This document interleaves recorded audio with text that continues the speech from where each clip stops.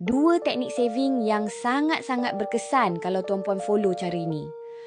Kalau tuan-puan nak tahu apa dia, tuan-puan kena tengok video ini sampai habis dan save video ini sebelum video ini hilang daripada FYP tuan-puan.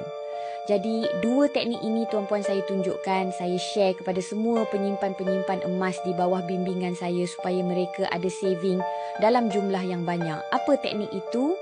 Teknik ini diajak oleh mentor saya, Tuan Muhammad Zulkifli Syafi'i, penulis buku bestseller sejak tahun 2017 lagi, iaitu buku Wang Emas dan buku Misi Bebas Hutang. Jadi, dua teknik tersebut adalah teknik do F. Jadi, F yang pertama adalah forced saving, paksa untuk menyimpan. Kalau kita tak paksa untuk kita menyimpan setiap bulan tuan-puan, kita tak akan ada saving. Income ataupun gaji yang kita dapat itu kalau kita tak alihkan kepada saving, tak cukup. Alih kepada saving pun tak cukup. Jadi, sama sahaja.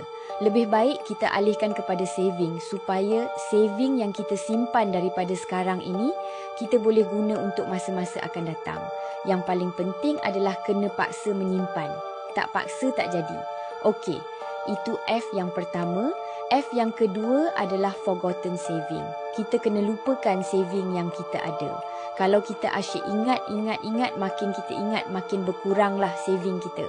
Sebab itulah tuan-puan, bila kita melabur dalam bentuk emas ini, kita dah tak ingatlah berapa nilai emas kita ada. Sebab kita dah simpan dalam bentuk gram emas.